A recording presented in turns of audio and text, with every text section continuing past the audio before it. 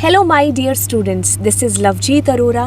तो बच्चा, मैं आपको यहाँ पर बताने के लिए आ चुकी हूँ बेस्ट स्ट्रैटेजी आईपी सब्जेक्ट के अंदर आप किस तरीके से एक अच्छा स्कोर हासिल कर सकते हो, जिसको हम लोग यहाँ पर कहेंगे 35 आउट ऑफ 35। क्या ये चीज़ पॉसिबल है? क्या मैं ऐसी स्ट्रैटेजी बना सकता हूँ कि मेरे 35 आउट ऑफ 35 आ जाए आईपी सब्जेक्ट के अंदर? अब बच्चा, बहुत सारी चीज़ें हैं। आप में से कई बच्चे ऐसे होंगे जिन्होंने खाली सिर्फ 2-4 बार पढ़ा होगा और ज़्यादा डीप से आईपी को नहीं किया होगा, है ना। कुछ बच्चे हैं जो करने की कोशिश तो कर रहे हैं बट आईपी थोड़ी सी टेढ़ी खीर है, हाँ, आसानी से समझ नहीं आएगी। तो कुछ समझ सा नहीं आ रहा है कि भाई शुरू कहाँ से करूँ, ख़त्म कहाँ से करूँ। है तो सही जज्बा कि मैं 35 आउट ऑफ 35 ले आऊँगा, या थोड़ा सा डाउट भी है। तो ये जो सवाल इतने सारे खड़े हो रहे हैं, अब इन सारे सवालों का मैं आपको एक अच्छा सा जवाब यहाँ पर देने आई हूँ कि भाई ऐसी क्या स्ट्रैटेजी और ऐसे कौन से टॉपिक्स हम लोग यहाँ पर कर सकते हैं जिसके थ्रू हम कम टाइम में ज़्यादा चीज़ें हैं जो कर लें। आप मुझसे कहोगे कि मैम, एग्ज़ाम के अंदर गारंटेड क्वेश्चंस या फिर वो बार बार पूछे जाने वाले क्वेश्चंस कौन से हैं जो हम PYQ से सर्च कर सकते थे। बट खैर, हमारा MCQs एग्ज़ाम ही पहली बार है जो हो रहा है। बात करूं अगर मैं MCQs एग्ज़ाम की, बेशक ये वाला एग्ज़ाम है जो पहली बार हो रहा है, बट आईपी सब्जेक्ट इससे पहले जब सब्जेक्टिव होता था तो हम उस आधार पर यहाँ पर मान सकते हैं कि भाई ये टॉपिक में से 4 क्वेश्चन आपके आते थे। अब इसमें से डीप से और क्वेश्चन आपसे पूछे जा सकते हैं, है ना। तो अब हम एक बेस्ट स्ट्रैटेजी यहाँ पर इसको सोच करके बनाते हैं कि भाई ये जो 35 आउट ऑफ 35 लिखा हुआ है, ये जो मंजिल है, ये हासिल करना क्या आसान है? हम हासिल कर सकते हैं इसको, और अगर कर सकते हैं तो ऐसा कौन सा रास्ता है जो हम यहाँ पर चूज़ करेंगे? तो बच्चा, दिल से साथ जुड़े रहना लास्ट तक। तो चलिए शुरुआत करते हैं हम लोग इस वीडियो की। अब मोस्ट इम्पॉर्टेंट चीज़ यहाँ पर आपके लिए क्या है? मोस्ट इम्पॉर्टेंट चीज़, पहले उठाओ अपना सिलेबस। हाँ, सिलेबस आपको ऐसे नहीं कि भाई बिल्कुल डीप से आप उसका पॉइंट टू पॉइंट नोट्स बना करके और बैठ जाओ 7-8 घंटे जो आप उसके ऊपर स्पेंड करो। अब वो टाइम बिल्कुल भी नहीं है। अब आपके पास में है दिसंबर मंथ, है ना। सो ये जो मंथ है, ये इस तरीके से इस तरीके और इस तरीके से इस तरीके से चीज़ें हैं जो बदल सकता है। वो बच्चे जो पूरा साल कभी सीरियस नहीं थे बट वो इस टाइम पर सीरियस हैं, वो बच्चे जो पूरा साल सीरियस थे बट अब सीरियस नहीं है, तो दोनों की चीज़ें हैं जो बदल सकती हैं। यानी कि हंसने वाला रो सकता है और रोने वाला हंस सकता है। तो अब जब चीज़ें बदल सकती हैं, मैं कह रही हूँ कि अगर चीज़ें बदल सकती हैं तो हम बदल क्यों नहीं सकते, है ना। अगर आपके मन में है चीज़ कि यस, मैं बदलना चाहता हूँ और आप इसी डेडिकेशन के साथ में इस वीडियो के अंदर बैठे हैं, तो अंत तक बने रहना। अब मोस्ट इम्पॉर्टेंट चीज़ यहाँ पर क्या है? टर्म 1 के इस चैप्टर, इस किताब को हम लोग यहाँ पर खोलते हैं और सबसे पहले आईपी क्लास 12th ओपन करा इस किताब को, चेक करते हैं आप लोगों का सिलेबस।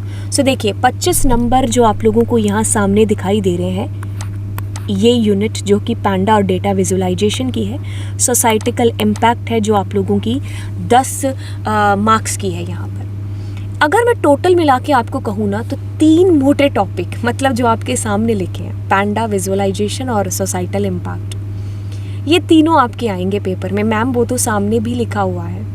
अब आप इसमें से थोड़ा सा दिमाग लगाइए कि हो क्या रहा है। कहानी कह रही है कि सोसाइटल 10 नंबर का आ रहा है, 35 नंबर का हमारा पेपर है। मैंने क्या बोला? मैंने बोला 35 का पेपर है, 10 नंबर का सोसाइटल आ रहा है हमारा, पीछे बच गए हमारे पास 25 नंबर।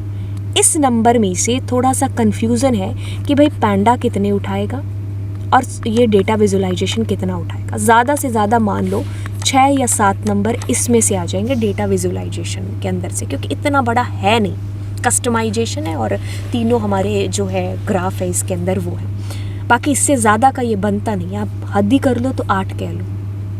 अब पीछे देखो मोटे मार्क्स किसके पास है। मोटे मोटे जो मार्क्स हैं वो आप लोगों के हैं पैंडास के पास में, डेटा विजुअलाइजेशन और सोसाइटल इम्पैक्ट।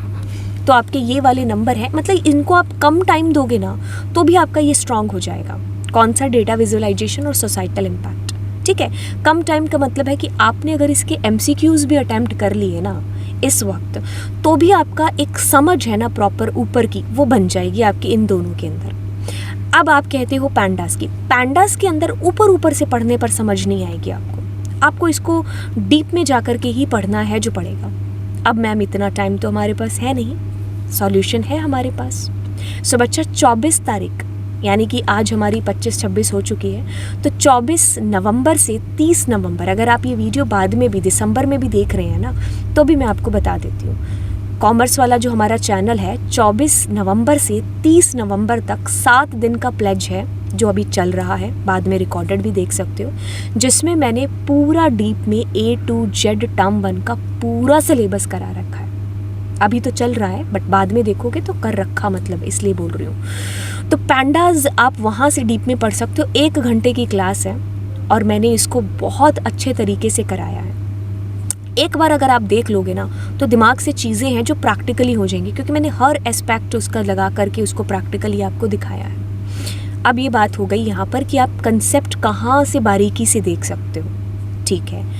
अब इसका मैं तोड़ बताऊंगी कि यार इन दोनों का जितना हो सके उतना प्रैक्टिकल उतना MCQs करो। खैर आपको पैंडास का भी MCQs ही करना है, बच्चा आपको MCQ ही सकता है यहाँ पर, ठीक है।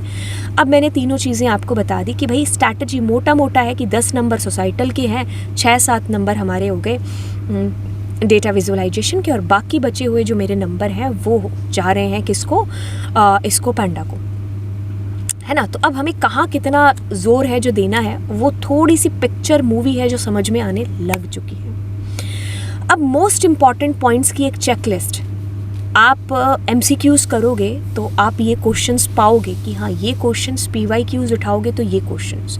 अब इनके डीप समझ आपको होनी चाहिए, तो आप इनको एक बार अच्छे से पढ़ लेना, उसके बाद में इनसे रिलेटेड MCQs भी करना।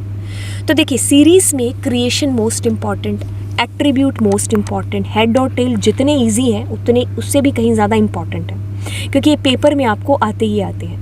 वेक्टर हो गया, वेक्टर ऑपरेशंस आपकी सीरीज़ के ऊपर। अर्थमेटिकल को रेड क्यों कर रखा है, क्योंकि इसमें क्या होता है कि 2 सीरीज़ हो गई, अब उन दोनों के इंडेक्स के बेसिस पर वो जुड़ेंगी या घटेंगी, तो वहाँ से क्वेश्चन आ सकते हैं कि इसका इंडेक्स A है, उसके पास C है, तो क्या होगा, मिसिंग डेटा कैसे रिप्रेजेंट होगा नैन के साथ में।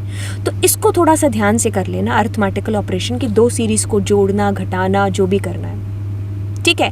आउटपुट बेस्ड क्वेश्चन आपको आ सकते हैं कि एक सीरीज़ दे रखी होगी, आउटपुट बताइए अब क्या हो सकता है। अब यहाँ पर प्रैक्टिकली अप्रोच के साथ में आपके सामने चाहे तो आउटपुट टाइप में इस तरीके से क्वेश्चन आ सकता है, जिसमें आपको सीरीज़ दी रखी होगी एक साइड और एक साइड लिस्ट दे रखी होगी। हो सकता है उनका कोड दिया हो सकता है उनके बारे में कोई चीज़ बोली गई हो सकता है उनका आउटपुट दिया हो, ठीक है। तो अब आपसे डिफरेंस क्रिएट कराने की कोशिश है जो की गई होगी। आप मोस्ट इंपॉर्टेंट रखना, तीनों का एक बार आउटपुट देख लेना, किस किस ऑपरेशन से। जैसे इसमें रैप्लिकेशन करते हैं, अगर इसको मल्टीप्लाई करते हैं किसी के साथ में, इंटीजर के साथ में, तो ये रैप्लिकेट हो जाती है। वही ये हमारा वेक्टर ऑपरेशन परफॉर्म करता है अगर हम किसी सीरीज़ को मल्टीप्लाई करेंगे तो, है ना। तो अब इस तरीके से आप इसके डिफरेंस के क्वेश्चंस प्रैक्टिकली मार लेना, ठीक है। और बाकी हम आपको जो 24 से 30 वाले जो है प्लेज उसके अंदर करा ही रहे हैं ये सारी चीज़ें। तो ये मोस्ट इम्पॉर्टेंट टॉपिक्स हो गए आपके सीरीज़ के। डेटा फ्रेम अगर हम निकालें तो डेटा फ्रेम के अंदर देखिए क्रिएशन, एट्रीब्यूट, हेड, टेल, ये तो है ही। अब वैल्यूज़, हम सिंगल वैल्यूज़, मल्टीपल वैल्यूज़ कैसे एक्सेस कर सकते हैं इसके अंदर से, ठीक है। अब हम लॉक और आई लॉक, मोस्ट इम्पॉर्टेंट। इस क्लास को तो मैंने आपका अलग से एक टैग दे करके, अलग से नाम दे करके इसको कराया है, तो आप इसको ज़रूर कर लेना।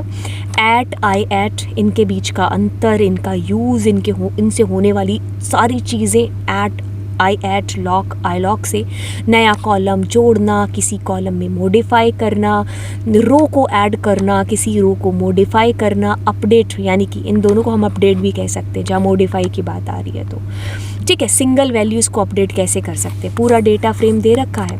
अब मुझे चाहिए कि सिर्फ ये जो बच्चा है उसके मार्क्स चेंज करके आ जाओ, सिंगल एक वैल्यू आप यहाँ पर है जो उसको अपडेट कर रहे हो। फ़िल्टर, इससे तो 100% क्वेश्चन है जो आता है। मल्टीपल वैल्यूज़ को कैसे हम एक्सेस करा सकते हैं, सिंगल वैल्यू को मैंने कह दिया यहाँ पर कि भाई 90 से ज़्यादा वाले जो बच्चे हैं उनका रिकॉर्ड आ जाए। अब ट्रू फॉल्स कहाँ आता है, कहाँ वैल्यूज़ फ़िल्टर होकर के आती है, वो ब्रैकेट कहाँ पर लगता है, जो बच्चों की तैयारी होगी वो जान रहे होंगे ब्रैकेट कौन से की बात कर रही हूँ। बूलियन इंडेक्सिंग यहाँ पर, काउंट फंक्शन, डिलीट करना किसी रो को डिलीट करना, या फिर किसी कॉलम को डिलीट करना, रीनेम करना, ठीक है। तो ये सारी चीज़ें आपको डेटा फ्रेम के अंदर पढ़नी है, ये आपकी चेकलिस्ट है यहाँ पर, ये सारी चीज़ें कवर कर लेना। CSV एक्सपोर्ट इंपोर्ट आप देख लेना, उसके अंदर के सारे एट्रीब्यूट्स हैं वो सारे के सारे कर लेना CSV के अंदर के।